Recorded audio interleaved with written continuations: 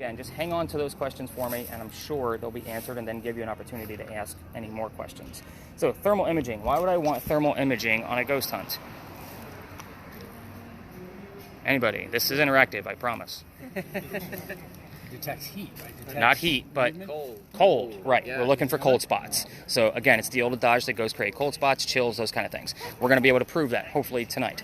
So you guys should be able to see me in there, right? I'm the orange, red, and yellow guy. That means I'm the hottest thing in the picture, ladies. No, I'm kidding. So with that said, we're looking for blue and black spots. Is your phone? There we go. That means someone's trying to call me. Oh. Paranormal. I know, right? We don't know who it is. So we're looking for the blue and black spots to start moving in this frame, either to take shape or move on their own. Like, otherwise there's going to be just blue and black dead spots all over town. Or, you know, you're going to see that as we kind of go through this. The cool thing about the way I have this set up is it has a blue dot bouncing around the frame. It's going to give us the coldest spot in the frame at that particular moment. It's going to move all over, all through the whole video. So, again, we're going to do some starts and stops with this. The reason why is because the hardware is great. Like, this camera is used by firemen to help save people. Like, this is the real deal. The software is horrible. If we record for too long, we lose all footage. So, Jane, as we kind of go through this, I'll give you the starts and stops for this. But you will keep it horizontal, just like this. So that way, when I splice it together, it's all the same way. And the camera will be on your left. Keep in mind that the camera, the lens itself, is at the bottom left-hand corner for you. Right there you go. Yeah, you got to move those hands around. All right, let's get into the other camera and just get them both out in the open so that way we know what we're working with. So, this particular camera is a lot different than, obviously, the thermal imaging camera. Looks like a little GoPro because it's exactly what it is. You guys should not be able to see me in that little tiny black screen. It should be pretty dark in there. I'm going to turn on some lights. You should be able to see me in a pinkish or purplish hue now, right? We're working with IR lighting. This is light that the other tours can't see and that they're pinwheat. So the hope here is that we're going to be able to capture something that we wouldn't normally be able to see. Something that wouldn't normally reflect light to our vision, but something that will reflect light to the vision of the camera. Does that make sense for everybody? Yes. So again, we're going to do starts and stops with this guy too. We normally only capture about 45 minutes of footage from this, even from a 2-hour tour, just because the files are so giant and it's really pointless to be able to keep going when we're walking and we're in more popular areas. So with this guy, all right, I'm down. Now, 2 cameras out here. I will tell you it's pretty busy out here tonight. So it's just funny I put them both on the ends. People do not like to be filmed. So other people than us is what I mean. And then, of course, people do not like their cars to be filmed. Remember, we're going to be going to spaces the other tours won't go to. There might be some parked cars nearby. We do not film cars. If people start going to their vehicle, you're simply going to go the other way. If I say act casual cameras, you're simply looking at a cell phone. I don't care if you play with it or whatever. But yours, you're going to punch straight at the ground. Here. Yours is not recording yet. I'll give you the cue when to start recording. All right. So, keep things moving along and so I don't forget who has what, I gotta go into these next. So, this is the neuralizer from Men in Black. None of you are gonna remember anything by the time we're done. I know what that is. Smith needed that the other day. I know. Yeah, it's like that right now. I'm so, I hate to say, but I'm so tired of hearing about I love those things. lasers. We're gonna be working with lasers because Christian's camera can actually see these lasers. They glow up like a Christmas tree. The point of this is that you can't see the laser itself other than where it lands on the ground until something actually passes through it to interrupt it. So the point here is that if we capture something here, I can take that still and obviously we can see what's going on there. We're going to be using 2 different types of lasers. This one gives us red squares. Same principle. If something goes through here, I can take the still, but I can take that one and put it in 3D software because it's squares, and hopefully I can get a 3D view out of it and give you guys the measurements of what we actually caught. So, both lasers will be worked together. So, Sammy, these are going to go to you. All right. A couple of rules. Okay. It's very busy tonight. So, lasers stay on the ground, no more than 3 to 5 feet in front of you. This one has a button right where my index finger is. You have to hold it on. This one, however, has a toggle switch. So once it's on, you gotta be careful where you point it because lasers will set off car alarms. Just saying. Yeah. No pressure at all. So don't. And I wouldn't even warn you if I haven't seen it for myself. So it is one of those type of instances. Spirit boxes. We're gonna be using several spirit boxes tonight. Most of them are different styles. Oh, I wish I had mine. So, spirit boxes are a way for us to communicate with the dead. Now, this is a radio sweeper, so it's going to sweep through all of the FM radio stations at a very quick rate. cool thing about this one is it's going to be slowed down so that way you guys can actually hear the radio chatter coming through. Those disembodied voices of the things you guys hear on TV, those are anomalies. I only capture about 4 to 5 of those per year. They're giving them to you per episode. It's almost impossible to be able to do that. So another method is that you can listen to the radio chatter, and it gives you more words to listen for. So that's like song lyrics and DJs and commercials, right? So if we hear any of those things, it's a 50-50 shot that I can tie it to the location of where we are, a person in history we're discussing, or something even going on with one of you. Sometimes you guys bring those with you and you don't even know it. So again, it's just these two are going to have earbuds, because I have 2 of these that I'm going to pass out. The people that have these are going to be the only people that can hear it in real time. This one, Miss Ellery, is going to record. So even if you miss something, it's fine. We're going to have the full recording tomorrow morning. I will spot check this recording and give you 15 to 20 more markers, whether they're relevant or not. The reason being is because that kind of helps you learn how to listen to this type of recording, because it is not easy, just so you guys know. Like Ellery, I'm giving her probably the hardest job out here. So she's like, oh yay, great. So I will set up a set of earbuds for you. Most people just keep one in so that way you can turn the volume up and down. You can mess with the volume all you want to. It's not going to mess with the recording because it's nice even keel. Obviously you'll untie those, but the volume for this guy is right where my finger is. It's a wheel, so you'll have to play with that to find wherever your comfort spot is. So let's get the next one set up and we'll get that one out of the way. Are you finding this? Yeah, the very closest. With Nick? Okay. No, you're probably looking for Bulldog because I already have all my people. Okay. You're going to go down to where those gas lamps are and make a left. Okay. Yep. And that's where Paula doesn't even know that they have people missing. Did I say that out loud? I did. Jeanette, are you comfortable wearing an earbud? Yes. Okay.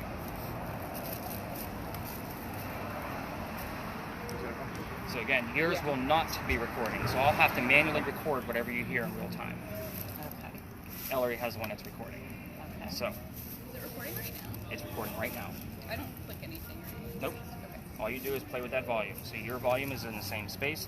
It's a wheel at the very top, and you will have to obviously untie the earbuds so that way you can hear it.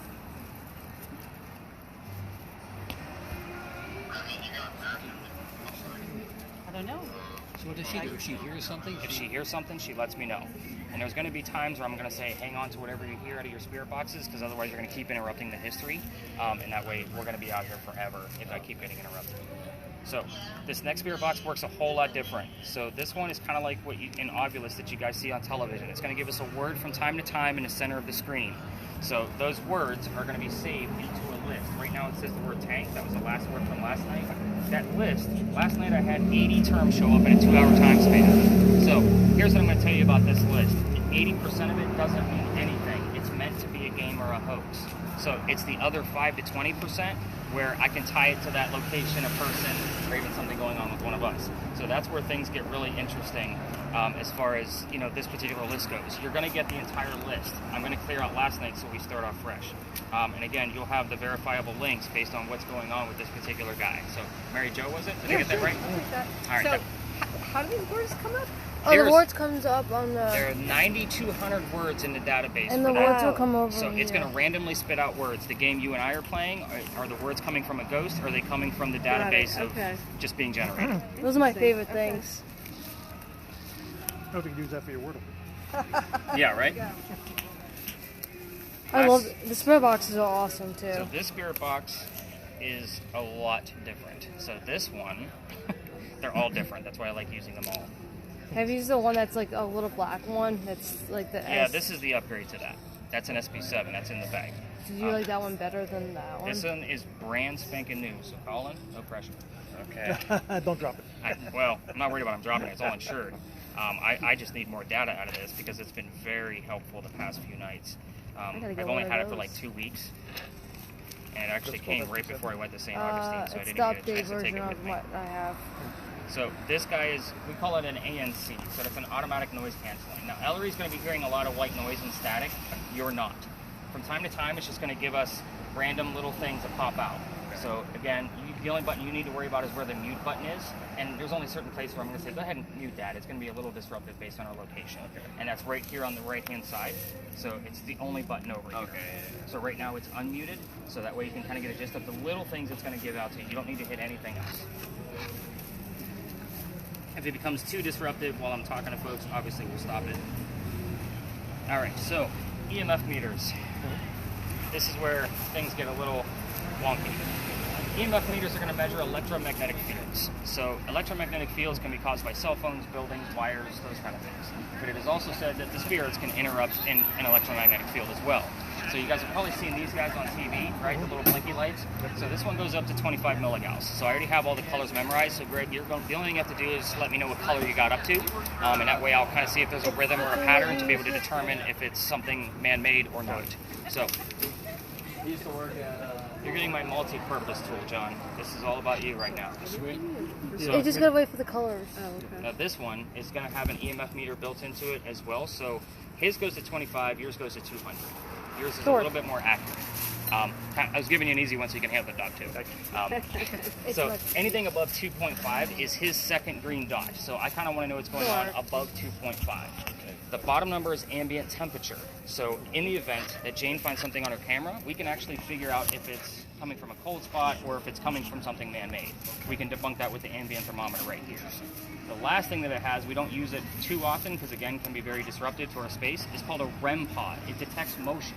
So anything that's going to get close to this antenna will go off. The closer it gets, the higher the noise, and obviously there's a whole array of colors in there. Now we'll talk about those at that first stop. For now, I'm going to turn it off, so that way you can focus on the red numbers. It's okay, Thor. So I just let you know anything over 2.5. He used to have lightning bolts on his head. Sorry, was that colors a little too much for him? Oh no, yeah, because I have a Rem Pod at home. He doesn't like the noise. Gotcha. It makes him go crazy. All right, guys, go have fun. The bag's much later. No, I'm kidding. Don't run anywhere. So, yeah. So, you want me to tell you when I hear When you hear song lyrics, DJs, commercials, any Down, kind boy. of voices coming through at all. Again, it's a 50-50 shot. We can tie it to where we are. like I can hear some of that. But can you make out what it's saying? No, that's when you want me to. Right. Got it. Okay. That's the point, because you're going to see certain phrases are going to come through loud and clear. And that's where it's like, okay, let's see what you actually heard. Let's see if we can tie it. Okay. All right, so. I just got abdominal discomfort. Abdominal discomfort. Yep. That's almost relevant. Let me tell you why. We all start here for a reason. I start my tours here next to Big John's because Big John's used to be owned by a football player. His name was Big John Kennedy. I'm going to ask you to mute that for just a few minutes until I can get used to all of the noise from a Friday night. So anyway, but John owned this bar and he used to sit in the back here on this side, and let the bartender know if the cadets coming over from the Citadel, if they were old enough to drink or not. One night, two guys come in, they're not old enough to drink. Because the bartender or the bouncer throw them out. So the guys leave, pretty angry. They come back the next night and try to steal the cash register from the front of the bar. Big John puts his beer down, he goes over and just starts beating the hell out of these guys, just pounding them right into the floor. A couple of gunshots go off. John gets grazed in the neck, but the bullet lands in the wall. After being shot, John gets up, leaves the two cadets on the floor, goes back to the bar, tells the bartender to get him another beer, get the two guys on the floor an ambulance. So, John's the only one that got shot in that story. I'm glad there's a little joke there, because it is a joke. So, here's what happens in this space. Even if the bullet hole has been filled in by this new renovation of Big John's that we now know, his blood is still in the building based on that bullet hole. So, people that sit in the front of this bar tend to get a little queasy, nauseous, headache. Again, it doesn't happen all the time, but it does occur often. So it is one of those instances where I don't know how paranormal activity is going to affect any of you. Hopefully, fingers crossed, we're going to be coming across it. So if somebody feels any of those type of symptoms, I need to know immediately. It's a big deal. I know it kind of sounds like, I know some of you are smiling, like, are you serious? But yeah, I'm dead serious. Last night, a young lady was not feeling well. We got her for a second place. But again, I don't know how it's going to affect you. Just let me know. And I won't say that I haven't had to call the EMTs or paramedics on this floor in the past on a nice, cool night like this. So take that for what it's worth. Let's not talk about her own health, because Mary Jo's looking at me like, what the hell did I just sign up for? Mom, I got sage. I'm checking this thing. Mom, I got sage. You'll be fine. So, with the same building, if you haven't taken a Charleston tour, some of you have only been here a little while. How long have you guys been to the town? Just a couple 2 hours hours, ago. yeah. His mom lives here, so we've been here a couple times. Yeah. Okay, gotcha. Been here before, but 2 hours today. We had a big earthquake in 1886. It's a big deal for us because this is South Carolina. We're not supposed to have earthquakes. So during that earthquake, this is allegedly where the first death occurred. A piece of the white mantle you see in the middle of the building behind me also wraps around the front on the East Bay side. It's say a piece of it broke off up there, hit somebody in the back of the head and killed them, and that's supposed to be the first death of the earthquake. Notice I said supposed to be and allegedly and all of those crazy alleged words because I don't have any proof. It's just a great segue so Mary Jo's not thinking about getting sick on the tour. So, You can fail, Mom. are you guys ready to go ghost hunting? Yeah. All right, let's go to our first stop. Let's see what we got going on. Should I not tell him I'm Ghost Pete? Just so you know, I have a nickname, and it's kind of true about me. I'm Ghost Pete. Spirits love me, so just a heads up. We'll find out. You know the Ghost Hunter show, right? Which one? Dave, Steve, Jason. Yeah. I'm good friends with them. Yeah? Yeah. You know that they have taps teams in every state, Yeah. and my co-host for the podcast actually works on one of their teams. Cool.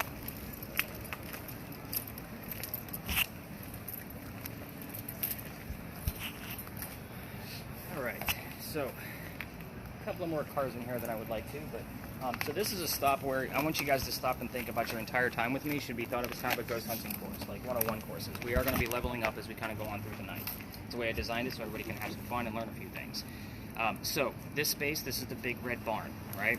This is where we keep the horses for your carriage rides. In the summertime, it doesn't smell too great at all. But anyway, the only history here is a one-liner, and it's only so I can show you guys more things about your devices, a little bit more hands-on. So the one-liner here is really simple. This is the same big red barn where we held horses that delivered milk and eggs to the residents of Charleston. That's it. So let's talk about spirit boxes, because we have, how many are in play tonight? 5? 4? Something like that? There's a lot of you with spirit boxes. Lost count since I had to add the SB11, they call it as. But anyway, so spirit boxes, everybody wants to ask the same question right off the top, and is that, is somebody here? If somebody says no, that means somebody's here. We're going to stay away from yes and no questions all night long. Some places I'll give you impromptu questions. You can go a little bit rogue if you want to, but I'll always ask that you stay away from yes and no questions. You're not going to get paranormal evidence out of a yes or a no. It's too easy to debunk pretty quickly. So in a space like this, I would normally ask my spirit box teams to ask questions you know the answers to. What color is the big red barn if somebody's here? Right? Obviously, we're going to be looking and listening for the color red. Now, with that being said, the color red might not be in the vocabulary of a song lyric or a DJ, right? Because you guys are listening to radio stations. But if you hear fire truck, blood, heart, those 3 things are specifically red. I would take that as an acceptable answer. What color is the big red barn? Blood. Like, I'm good with that. However, most of the night I'm going to require 2 pieces of information or something else going off, EMF meter, something, to be able to verify what's actually going on. For example, the word list. If it comes up with the word art, right, doesn't mean anything by itself, especially where we're standing. But Jeanette here's the number 40. I'm going to get to the list in a minute. I'm just saying if it had the word art, I'm doing an example. Does it have something specific? Yeah, it just says I'm here. That's... Oh, well, again, it's going to try to scare us all night long because that's what it's designed to do. Exactly. But let's say, Jeanette, here's the number 40. That doesn't mean anything by itself either. But you put the 2 together, Art Faircloth was number 40 on Big John's team. You guys see where I have to look for these secondary clues? A lot of the time during the investigation, again, we're looking for that 40% of what we're actually trying to capture. I'll say that's a great start. Let's see if something else pops up in real time. If not, I'll definitely dive into that in the morning to see if there's something else to attach to it. Again, we're going to be talking about people from the 17 and 1800s. A lot of them have the same names: Charles, Johns, Eliza. Like, these are very common names for those. We need to know who the hell we're talking to. So I'll kind of give you those little gists of clues as we're kind of going throughout the night. So I'm going to start talking about the cameras for just a moment. So, Jane, you're going to do a couple of things. The first thing you're going to try to do is you're going to try to keep a person in view. The reason why is because we're going to be the warmest things out here. Yeah. So, again, we need that kind of array of color as we're kind of going throughout the night. Without the warm temperature as kind of a balance, that way it's a lot easier to see those cold spots. So just try to keep it, the camera on one of us. There's a pretty large group here. It'd be easy to do. The other thing you're going to try to do is keep the sky out. Now, keeping the sky out can be impossible in certain spaces. The reason I say keep the sky out is because that blue dot will automatically default to the sky because there's nothing to measure. It's looking for surfaces. So again, the sky doesn't have a surface. So that's the 2 things that you're going to be trying to do. Obviously, you're trying to keep it to your left as well. Christian, your camera. First off, so you have 2 different lights working for you. You have a long range up here at the top, and then you have a short range down here. So if somebody gets too close, right, you see my hand get reached out, you can turn off the short range, and the long range is still working. So there's a little red button right here. It's Velcroed on. Go ahead and try it out so that way you can get used to it.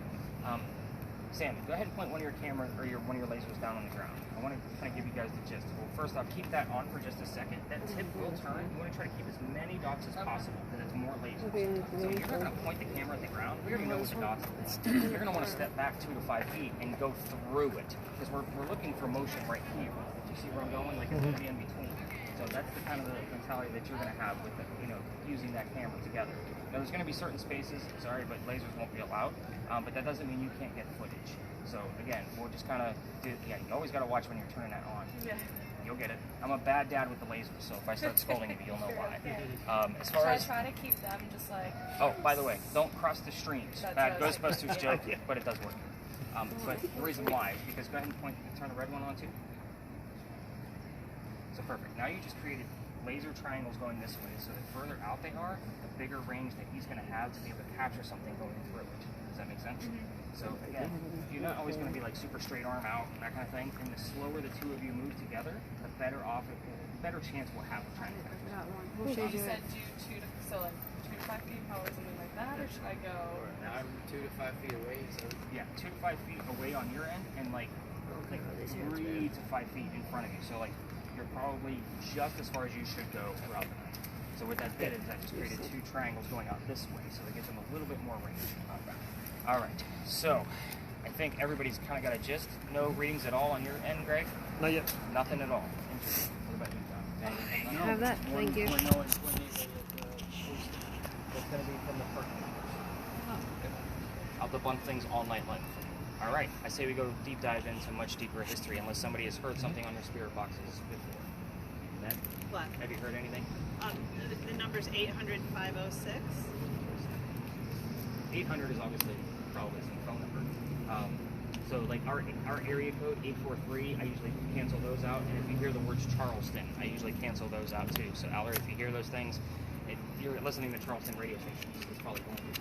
Now if it's cut off and it just says Charles when we're in a certain space, then yeah, that might actually be relevant based on another clue that comes along with it. So we'll kind of see what happens. All right, let's go deep. I just want to tell you that some of these words are funny. When we first came over here, it said assault, and then when you mentioned about the horses, it changed to breath. And right now it says crisis. I like the word assault because we did talk about a fist fight between Big John and 2 cadets. Yeah, So I like yeah. that one. So I'll see if something else pops up around it. Again, first clue. We'll kind of see if something else kind of verifies it for us. Okay. All right, let's get away from football players and ponies, all right? Yay. Let's go deep dive. All right, Carl. We gotta talk history. Now I'm just gonna walk ahead because I got this thing. It's annoying. Not yet. I'll give you the cue. So when you do start recording, pop it.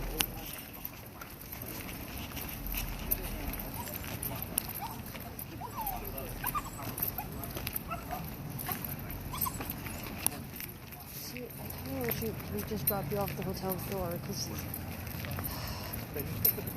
I'm trying, but this is not fun for me to film.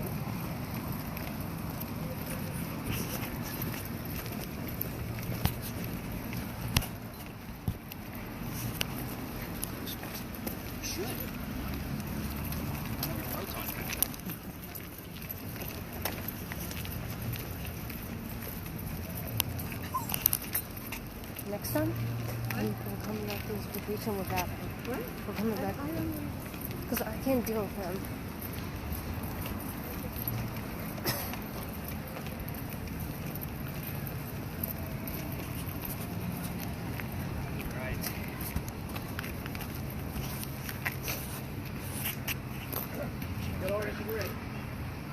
I'm not surprised. So I'll have to take note of that for sure.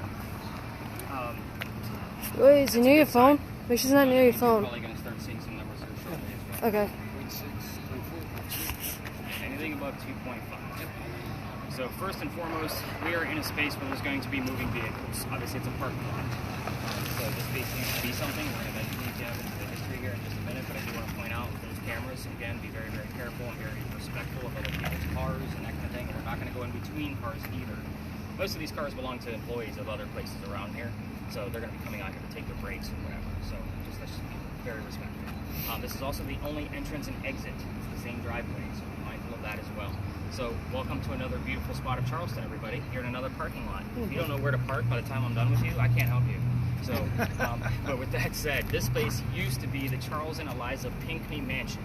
So that mansion actually sat in the front of this lot facing East Bay Street. Eliza's garden was lined up with that tree over there and came all the way across. And we are standing in the servant and slave quarters for the home. So I'd like to give you the layout of the land. Spirit boxes, I'm not going to be giving you questions here like what color is George Washington's white horse, like what we did over there with the red barn. They're on the next level, just so you guys know. You will be getting the answers from your spirit boxes, and I will withhold information on purpose so you have a genuine experience. So let's get into it. Eliza and Charles had a son named Charles, and they had a nephew named Charles. That's 3 Charleses, in case you lost track. The son and the nephew were signers of the Constitution for South Carolina. That's a big deal to us here in South Carolina, but you guys are all on vacation, and I don't like politics either, so let's move on. Now, Eliza married Charles at a young age according to today's standards, not the colonial times that she came from. So when you're asking her how old she was when she got married, it's not going to be 12 or 14. It's going to be a young age to what we would think is young to be married. I bring this up because Charles was over double her age when they married. So that's the pretty big age gap between them. Now, she married Charles because, well, first off, it was out of love. Even after Charles died, she did remain a widow. So, I mean, that was a long time. Remember, he's double her age. He obviously went before her. And you gotta watch those lasers. You almost flashed that car over there. Did I? Yep. I didn't even know I know. pressed it. It's Jen. I just heard 1975.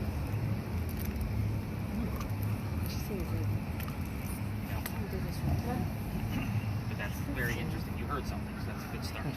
Someone said I didn't. Is that weird? Yeah, it's really vague. Yeah, it's pretty vague. Yeah. Yeah, we're going to be looking for very specific Okay. details. So, but her father, Eliza's dad, over in England, thought he was dying, and he wanted to see all of his children one last time. So he wanted to get his kids home. Well, Eliza didn't think he was dying, so instead, she put her foot down and she got married. This is 1744. There's no such thing as marrying for a green card or citizenship, because we're not even a country yet. So basically, he gets better, she was right, and he starts sending her apologetic gifts to this space. One of those gifts happened to be the plant indigo. Now, indigo is a plant that makes blue dye that makes our blue jeans blue. Some of you have it on right now. That's how we use it. Now, indigo was already here from our slaves, the slave trade. So she had to learn from them on how to keep it going, because it's obviously not hot here all the time. Once she was done experimenting, she moves it to a plantation just north of here and calls her dad and says, hey, rice plantations are going downhill. We can make a killing with the indigo. Now, we have an international businesswoman during colonial times, something absolutely unheard of, and we're just one day away from Women's History Month. So I'm still going to post on that. But anyways, that's Eliza's business. Let's talk about the weird stuff, because that's why you all are here. Eliza's was the second wife from Charles named Eliza. That's the weird part. So back to back, he had 2 Eliza wives. Very smart, very stupid, depending on how you look at it. Now, both Elizas have a maiden name that starts with the letter L. If you want to find out which Eliza we're dealing with, ask the maiden name. Hopefully you get the answer. The mansion's not here anymore. You can ask what happened to it. And then obviously the year that tragedy occurred. I'll give you the clue that it was a tragedy. So again, that's a pretty big one that people like to go after because it's easy. It's an easy thing to remember. Eliza's children you can ask about, but there are a little bit of rules there. I already told you she had 1 child. He was a signer of the Constitution, but there are more. You can ask how many and what their names are, but that's pretty much it. The reason being is because there is a tragedy among that child group, and she doesn't want to talk about it. And all activity will stop, including the EMF readings that we're getting on Greg's device. So, again, just don't poke the bear. That's the only thing that I'll ask there. As far as Eliza's death, that's where she's really open. Ask her how old she was. Ask her what she died from, where she buried, and what U.S. president was a pallbearer at her funeral. Like, notice that none of these questions are yes and no questions. If you do go rogue and ask your own questions, just keep in mind, I look for things that we can actually prove, which anything about the slaves that they owned, I cannot prove anything. There's no records of it to verify it. So, we are going to spread out in here. Again, we're going to kind of be very, very mindful of the vehicles in here because there's a lot in here tonight because it's Friday. We're going to spend a good 10 to 12 minutes in here based on the amount of activity that we're getting. I'm going to be bouncing around with all of you, recording what you're finding. So that way when we regroup and I give you the answers, I'll kind of tell you like what was relevant, what wasn't. And that way everybody can hear what was actually going on. So we are going to spread out. Oh, there's another dog coming, just so you know. Yeah, I got him. Thank you. I have an emotional support animal, so I'm always very mindful of other dogs around me. This is the only space you can This is find. 8.9. There we go. 8.0. That's good. That's good. Why does it bounce so much? Like, Because it's called ghost hunting and they don't stay in the same spot. They like to feed off like energy and all that. So 8.9, and what was the other reason? Reading? 7.0. 7.0. So right now, anything above 8.9. So I'm going to keep raising the bar, so that way I'm not writing down every single little For thing this spot. for this space. Okay. Got it. All right. So I need to talk to you about that Rem Pod. Everybody else, feel free to spread out, turn up those spirit boxes. Let's see what we can find. I'll be with all of you in just a moment. We just asked the question. Ask a question. You can think about it. However, whatever's comfortable for you. Can you say the question? Mom, am I allowed to go like What president was all this? what happened to And Eliza was the woman who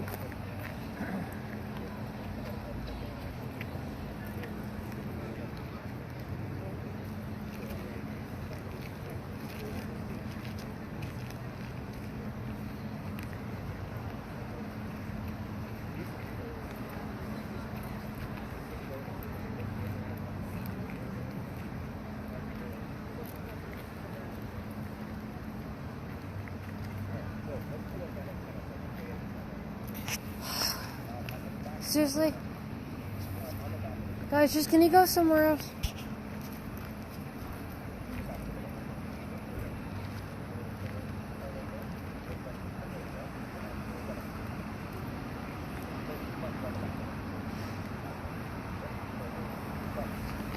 I'm just gonna go here.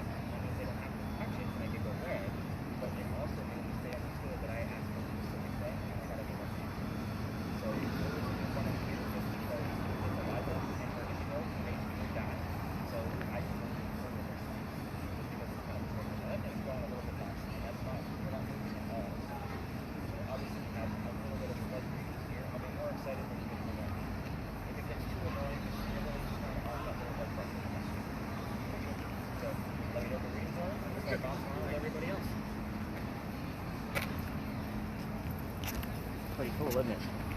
Yeah.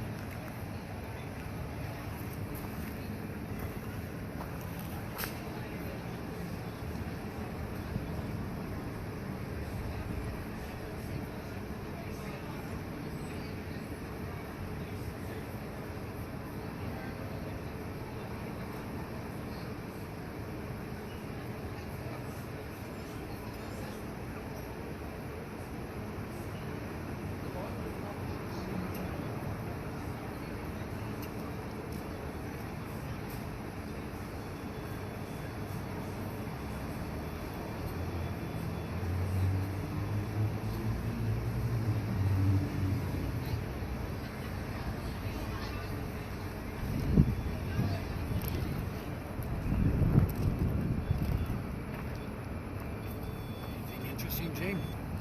No, really. Yeah. Go behind you. I won't walk in front of you. It's okay. I mean, yeah, I was gonna say like right here I sensed something. That's why I kept staring here. I thought I saw something on the wall, but I couldn't tell. Oh, look at that blue. He said something about blue indigo. Yeah, it's changing here. The temperature. It's like right here, Yeah. like this area. Let's see, move it.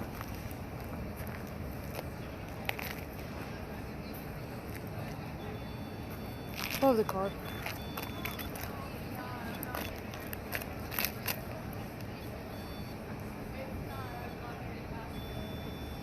Hey, Nick.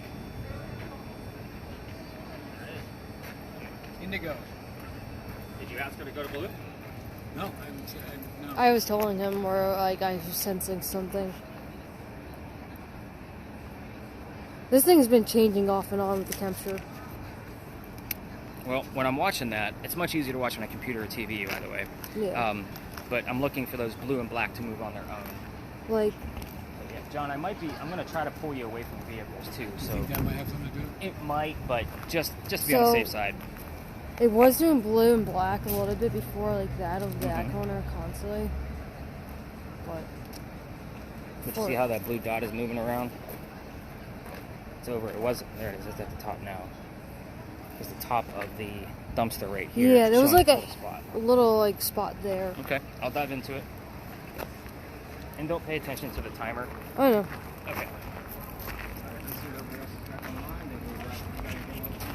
Oh, I meant to ask you, can I use my own tape recorder? Have you heard anything else? We were like walking towards the like 44 and it said right way, and then Colin asked like, "Is this the right way?" And he heard yes. Okay. I heard needle in a haystack, and I heard knife. I don't know if either of those is Really, but you're hearing that. Just good.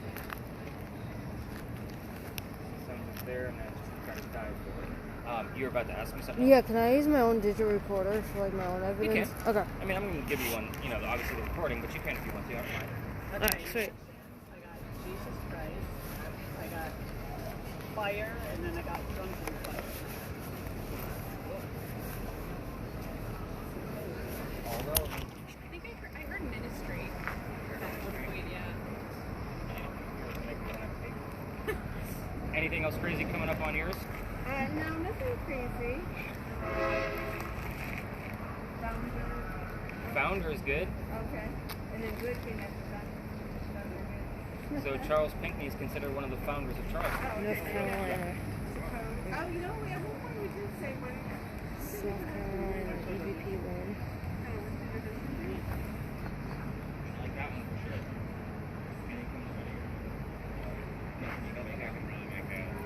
You have a hard job too, because again, that's a brand new device. I'm still working on it. Okay. So again, it's a matter of like what are we getting out of it. I ran it for a few hours, just got it, got a few things, just so I can see how it comes up. Alright, so I think we have enough going on where I can actually kind of wrap this little piece of the investigation up. Let's go back to where we started back here. So we're at it.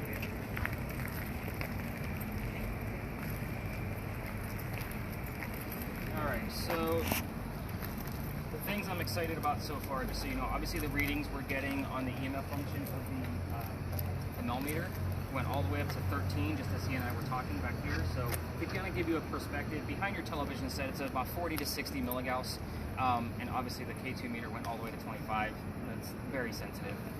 But 40 to 60 milligauss behind your TV. So when we're in a space where there's no electrical wiring or anything like that, it's very, uncanny that we should get anything out of here, let alone 13. Now, I will tell you, just the other night, we had a 122 in here. Like, craziness. That was a little nuts. Obviously, we had the blue show up on the Rem Pod, so he had some motion going on. Right way, the Jesus Christ and the ministry piece, they were pretty religious people. I mean, this is the colonial times. They were Anglican, so you know. The mansion did catch fire, and yes, it probably would have been from a drunken fire. So I'll get into that next, just so you know what that's actually related to. So let's get to the rest of the answers here. So this is where I get to do a little bit of show and tell. I loved that founder showed up after you asked what her husband did. That's huge, guys, just so you guys know. So I will be looking for things wrapped around Charles. So that's a pretty big one.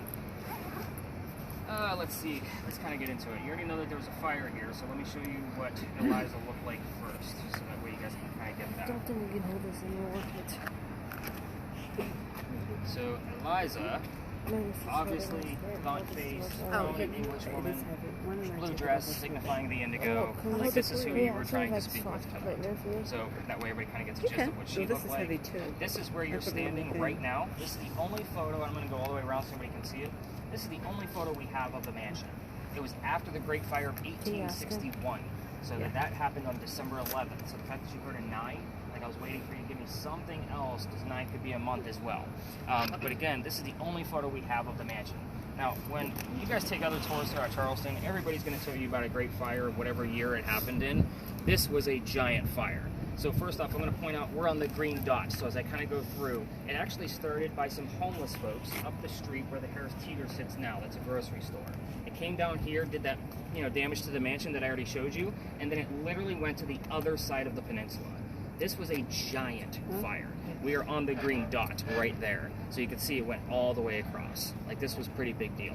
So the fact that you heard fire and then drunken fire, like, that's awesome. And what year was that? 1861. So this was actually almost 70 years after Eliza's death. So let's get into that next, so that way we can kind of go through that. Now, Eliza was 70 years old when she died. That's a long time to be living in colonial times. Now, you heard 75 earlier, and we talked about how the spirit boxes are slowed down.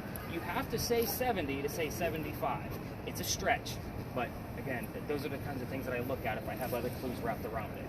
Now, she was going to Philadelphia, Pennsylvania, to get treatments for whatever they thought she had. They didn't know what it was. It turns out it was breast cancer. That's what she died from. We didn't know what breast cancer was in 1793 when she died. So again, we're using those medical records for today. Now, that's in Philadelphia. She died there. That's where she's buried. I should also answer the question of why stories in a cemetery before doesn't fit into an actual cemetery. I don't get a whole lot of activity next to a gravesite. Nobody's going to hang out where they're buried. They're going to go to their mansion 400 miles away. So again, this is why we come to spaces like this. So that should answer that question. It'll answer another question later on. As far as the president goes, anybody want to take a guess on who the pallbearer was now that you know the year? 1793? It was Washington. Great job. Wow. So at his own request, he wanted to be a pallbearer to show his respect of her indigo that helped get this country started. Not to mention, the Pinckneys had a lot of governors in their family. He only had 13 of them at a time. So again, he knew them really, really well. Now, I did play a little subliminal trick on you. When we got here, I told you I'm not going to give the Spirit Box teams questions like, what color is George Washington's white horse? I do that on purpose to see who's going to have that subliminal message tucked in the back of their brain. You all passed with a fail. So, even though you answered, I think I saw the wheel spinning with the year, so I don't think it was a subliminal message coming out. It was a matter of you were going through the presidents in your head. So, nice job. Most of you passed with a fail. But I do that on purpose. It's the only game I play, just so you guys know. I'm a wordsmith. I get to do that. But let's see, the children, let's talk about them next. There's 4 of them total. So there was not 9. So Jeanette heard the number 9, and we were worried that maybe that's the number, but it's not. She had 4 of them. Charles, signer of the Constitution. Then we had Thomas, fought in a Revolutionary War battle in the Battle of Camden, just south of here. He actually was shot in the left leg and was captured by the British. You see all these clues that I look for when somebody's name pops up? This is how I learn about these people. Once he was released, he was an ambassador he was the ambassador to France, but he actually left him on a cane the rest of his days. The next one is the child that I told you not to poke the bear with. Baby George did not make it. Obviously, his name was Baby George. So his death certificate has the same year and month on his birth and death column of his death certificate. So we don't know how old exactly he was, whether it was days or weeks old. So, another group one. I was like, what is everybody staring at? Do you guys have something you're not telling me? Supposed to speak up, guys. Interrupt. But with that said, the interesting thing about Baby George is that there's no grave or a headstone for George. So it's a possibility that they would have mummified the baby and kept him right here in the home, waiting for Mom to pass away so he could be buried with his mother. Where's his mom buried?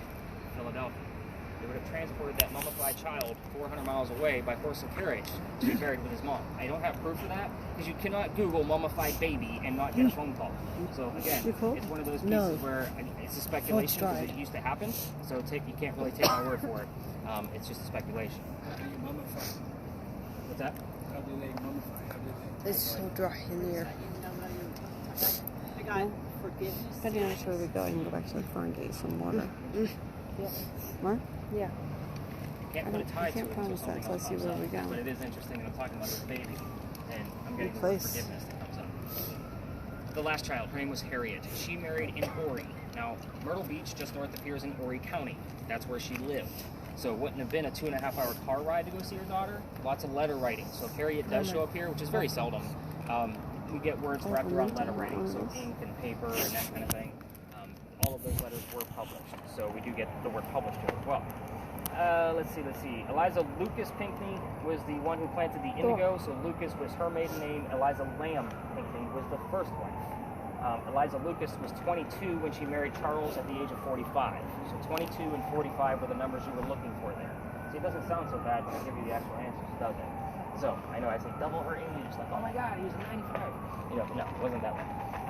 But I think if that answers all the questions, we want to fire the kids, the death, all of those things. Yeah, I think we covered. Did you guys go rogue with any questions that I might be able to answer for you? No? Okay. I'm telling you, I'm excited about, obviously, the blue rating you had and the word founder that came up. Like, those to me right now are our biggest things. So we'll see what comes up, obviously, out of your video. Here's what's going to happen from here. We're going to walk 3 blocks away, because yes, we're going to legitimately haunted locations. Spirit boxes, I want you listening for names. No more tricks, I promise, but I'm not even going to tell you what gender of names. Let me know what you hear once we get into Lodge Alley.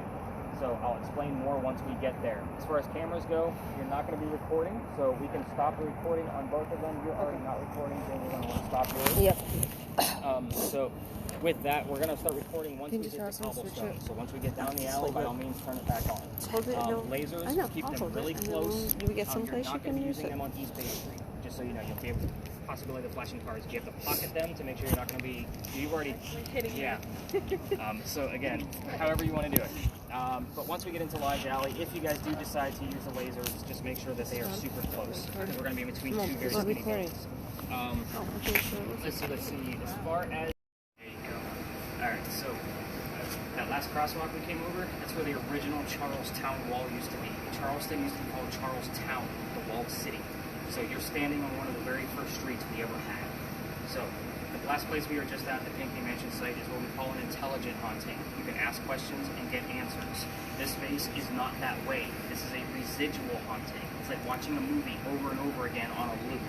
We are very close to my loop of when I would hear the name John or Johnson, but I also get the name Benjamin down here. Now, I have the full list of residents of people that used to live here. Obviously, these 2 giant buildings weren't here. Little tiny shotgun houses. The names were Benjamin and John that I normally get.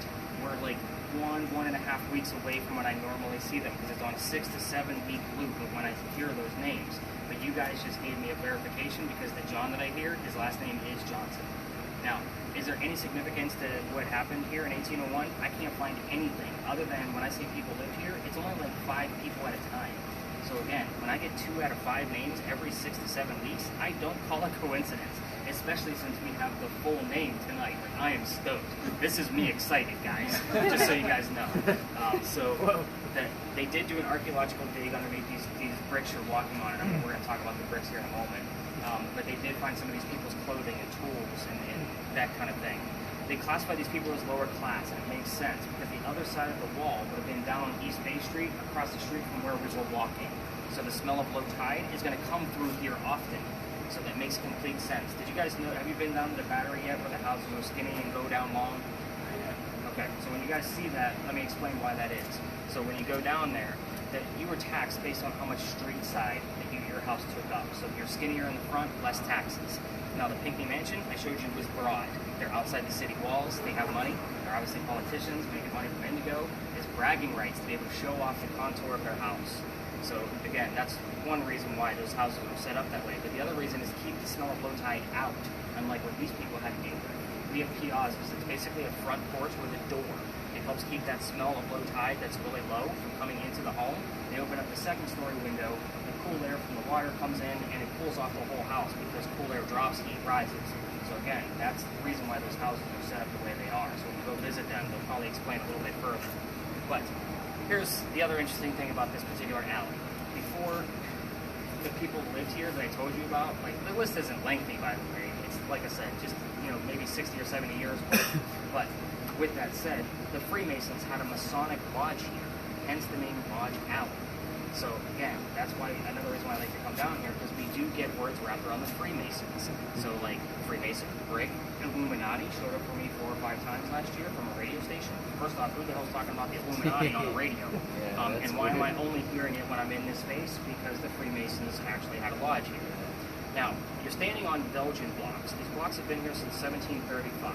They're made completely of granite. Now, you seem like you're all paranormal folks. You've heard the term limestone before and how it kind of stirs things up a little bit.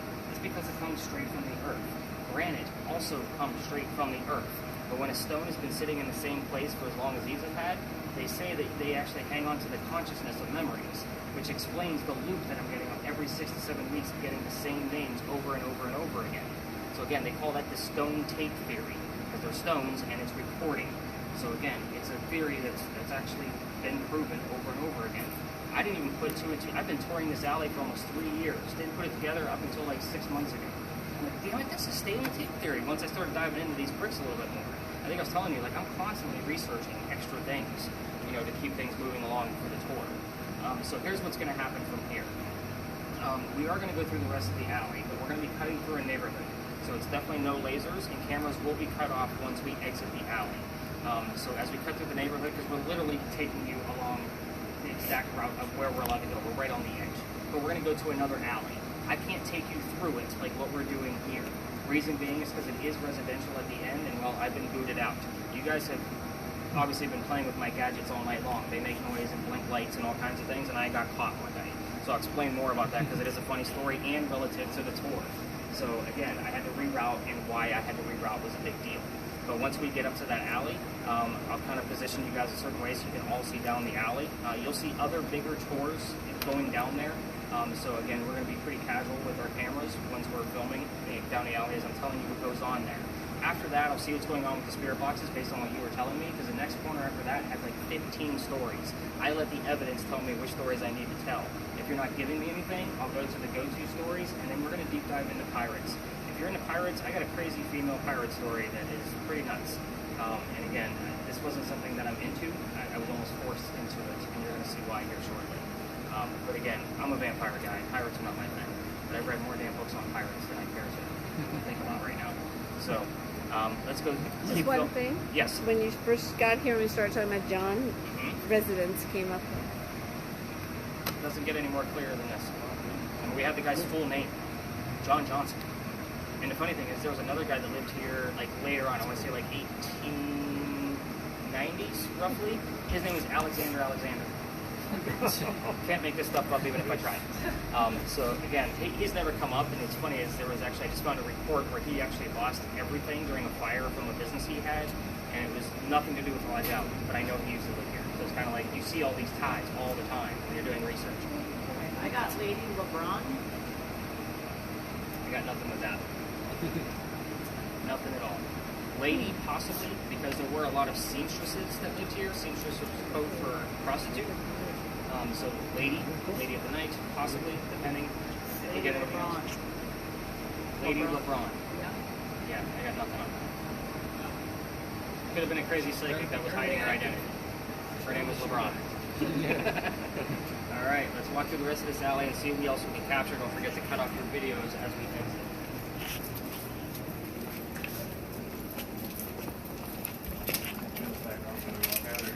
I would wait until we get closer out of the neighborhood.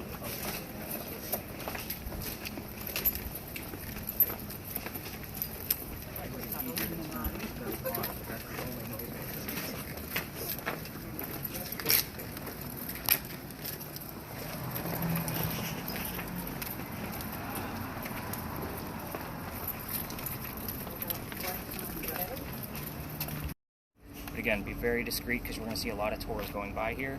And again, we're going to be hitting the more popular areas. It's Friday night. So, all right. So this place used to be called Dueler's Alley. It's called Philadelphia Alley now, but it was called Dueler's Alley because this is where all the duels used to occur. Now, we all tell the story of one specific duel because we can actually prove it, and I still get a lot of evidence. So this is kind of a hybrid of like what I've already told you about, like between the intelligent and residual haunting. So just by me talking about like what happened here, like it kind of stirs things up a little bit, and I still get clues pretty much on a 6 out of 7 night basis. So let's kind of see what we capture out of these. I'm going to have you guys directly on the wall just because of traffic and cars really close to the sidewalk. I'm good about getting close and not breathing on anybody. I can hold my breath. So It's a baby. It's a little baby. now, yeah, told you it's going to get a little bit more populated. I got it. It happens to all of us, and then little excuse. I didn't do it. Yeah, he did. So we're going to talk about what he did do. There's a doctor that moves down here from Rhode Island. His name is Dr. Joseph Brown Ladd. He moves down here because his fiancée, Amanda, just inherited a bunch of money from her dead parents. You got money. Good. Now, she has an attorney that's handling all of this money for her. I just got it. Takes medication to control blood pressure. As we're talking about a doctor. Yeah. Oh, that's funny. That's weird. I'm going to write that one down. So here's what I will ask. Hang on to what you're listening to. Sorry. No, you're good. You're good. Because this story, I can lose track really fast because there's a lot that goes on in it. So hang on to it. That's great, though. Like, you heard medication stuff already. It's awesome. So anyway, where was I? See, I already lost track. Amanda. She's got an attorney handling all that money for her. The attorney thinks that the doctor's just after her cash. So he tells her, get rid of this doctor. He just wants your money. To prove that he's not, he comes to Charleston. He moves down here. The coachman that brought him into town set him up to be robbed and killed. So he had a gunman inside. What'd you hear? Come on. That gold mine. That gold mine. All kinds, and you heard a money term already. She heard $100. You got gold mine. But there came with tone like it was a gold digger. Yeah. So, like he would have been, right?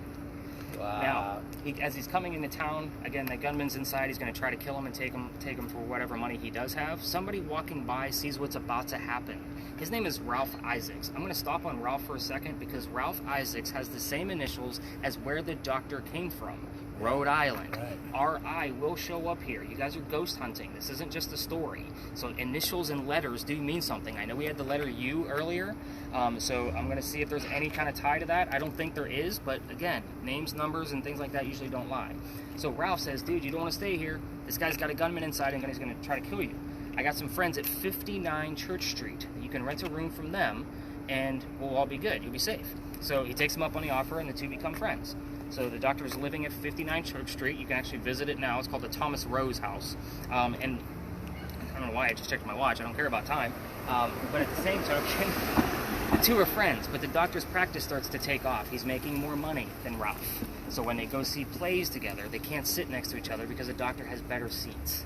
Now, the doctor's also known for being a whistler, so this story is actually called The Whistling Doctor. Now, whatever haunted city you guys will go to in the future has a whistler, I guarantee you. Ours is just a doctor. But going to these plays, they talk about them on the way home, so because they can't sit next to each other, right? Better seats. They're arguing one night about a new actress that was in town for William III, a Shakespearean play. The doctor thought she was great. Ralph, not so much. The argument gets really heated when Ralph starts insulting the doctor's fiancée back home in Rhode Island. So it gets pretty ugly, and they obviously go their separate ways. Now, Ralph is from here. He goes to his friends at the newspaper. He puts an ad in the paper telling the whole city of Charleston what he thinks of the doctor. Obviously, the doctor sees the ad and rebuttals with, let's go to Dueler's Alley. We're going to settle this. He's like, yeah. He's like, I know what's going down. So they come up, and they take their 20 paces. They turn. The doctor points his gun in the air, and he shoots. He did not want to kill his friend. He just wanted to show up and have the courage to show up for the fight. Now, Ralph, he still has his one bullet. He puts it in the kneecap. Sorry, Christian. I didn't mean it. You're just in front of me. You're just my victim tonight. He puts it in the kneecap on the doctor, so the doctor doesn't die either. What do you got? Rose. You have Rose? Thomas Rose House? I love it. This is a good night, guys. I'm just saying. I'm excited. But at any rate, doctor doesn't die. Kneecap. So his friends pick him up, and they carry him home to 59 Church Street. You're the best. Teddy! He gets carried home. He dies 10 days later. I'm sorry, who died? I'm sorry. The doctor, because he got shot in the kneecap Right. by Ralph. Okay. So his friends picked him up and carried him home to the Thomas Rose House at 59 Church Street. And after refusing medical treatment, your battery died, didn't it? Okay, we'll swap it out at the next stop. He refused medical treatment. You have to remember, this guy's a doctor. He probably tried to bleed it out himself. So they say as you walk through this alley, you can hear the whistles from the doctor. Keep in mind, when you walk down there by yourself and you got your voice recorders on your phones working, every local knows the story. Anybody walking up and down Cumberland Street or Queen Street on the other side, we all throw a whistle down the alley. I do it every single night on my way back to my garage. We're going to end up there, my garage is there, which means I get an opportunity to throw a whistle down the alley. It's just for shits and giggles, and I do it every single night. My daughter, when she's on a tour, we race to see who's going to throw the whistle first. So, do I have whistling that shows up in spirit boxes even over here? I had a whistle from what's that Guns N' Roses song where the whistling is in the background? That's what showed up here last night. So somebody actually heard the whistling from a song, if that makes sense. Yeah, it's very cool stuff. They also say you can hear gunshots. I just don't have any proof of any gunshots that were, heard. So let's talk about how I got kicked out of here. That's the fun part of this story, right? This alley didn't always come all the way through. So the bricks at the other side are older. They're sun-dried bricks from slave children. I would take my groups all the way to the other end and show them the full handprint from that slave child and the fingerprint swipes from when they had to turn those bricks, just showing a part of our history. Well, it's residential right there, and it's outside one gentleman's dining room window. He wasn't very happy about me bringing my tours down there with all the blinky lights and noisemakers. Now, I treat that brick the same way I would a cemetery. I don't think that kid's going to be staring at the brick in the afterlife, but everybody wants to stop with an EMF meter or a spirit box and see what's going to happen. And that's the night I got caught. It was November 26th, 2020. The next day was Thanksgiving. I didn't have a tour. I got a phone call the next day. Can you reroute or only go down halfway? Sure, no problem. So I decided I'm going to reroute and start talking about pirates at the next area. I'm like, I hate pirates. I told my team, I'm like, I'm not into this. We're going to see what happens. We're going to wing it. Because I already had a full tour. It's Black Friday weekend. So take them up there. Somebody hears the number 300 on a spirit box. I have no idea what it means. Another person hears the name Ann. So Sorry, guys. you're good. So somebody else hears the name Ann. I'm like, you got to be kidding me, right? So I don't know what 300 is until I researched the next day. We were there on November 28th, 2020. Ann Bonny's trial in front of Chief Justice Nicholas Laws for piracy was on November 28th, 1720. We were there on the exact 300-year anniversary of her trial. So I'm like, damn it, now I gotta talk about pirates. So, again, I've read more pirate books than I care to even talk about, but it helps keep the story going because every version of her story is different. So I'm sure you guys noticed there was like prominent females all throughout my tour. We're gonna go talk about another one here in a moment. Before we leave here, let's go ahead and cut off your camera, and then I'm gonna swap your battery out. But what words do we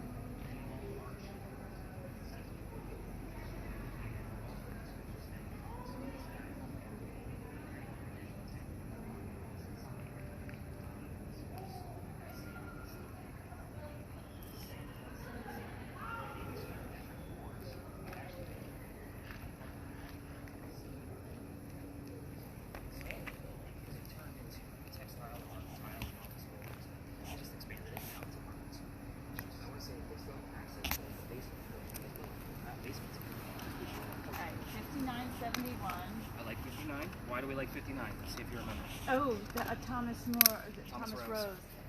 And then I got Morda. But I do like 5971. I'm going to write down the whole What was price. that again? Oh, Nick. Morda. That was like where the doctor 79 lives. Thomas Rose. where the It's doctor still right was there. taken to. So as we were just standing over there, I got so warm, and then all of a sudden cold, and then it got warm again. Do we have proof of it? No, because when I was like the table was facing this way, but that's when I was filming behind me. So I need to check the temperatures. It was like behind me, but I wasn't filming behind me. Okay, that's okay. And then my head was bothering me for a little bit. I'm like, alright, I'm getting out of that spot. $100 glass Regal.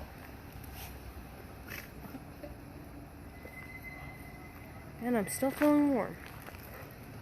So it's over here.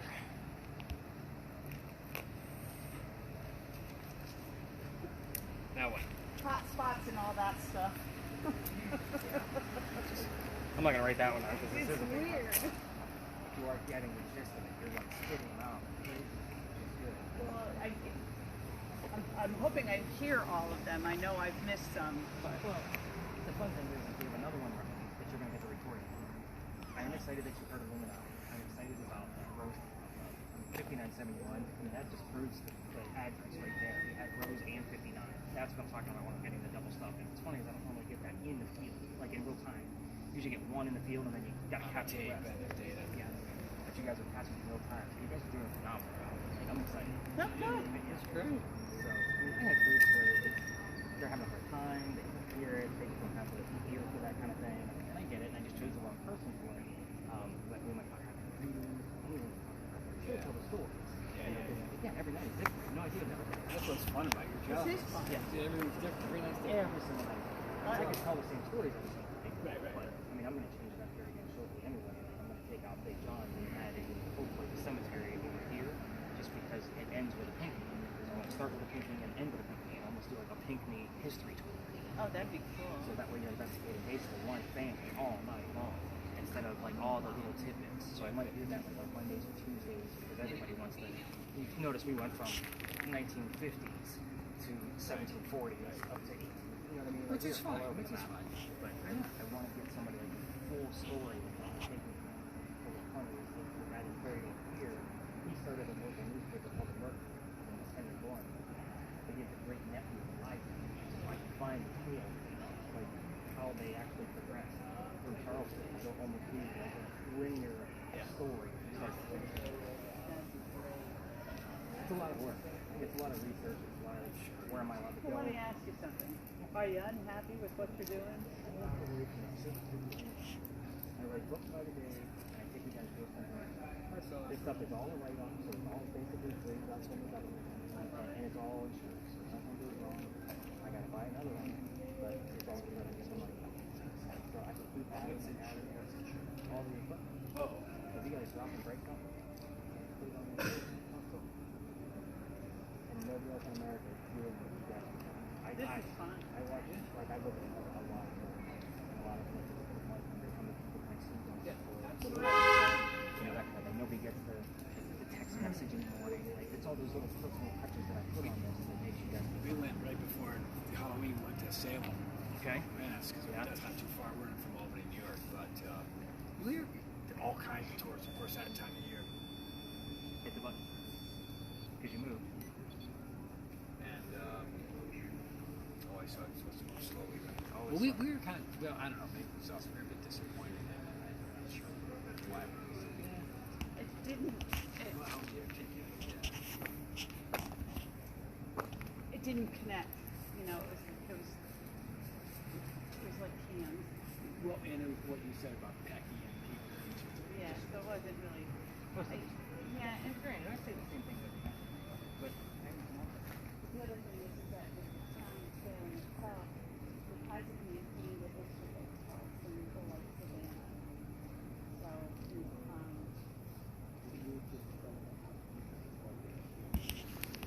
yeah, and so. use most haunted towns.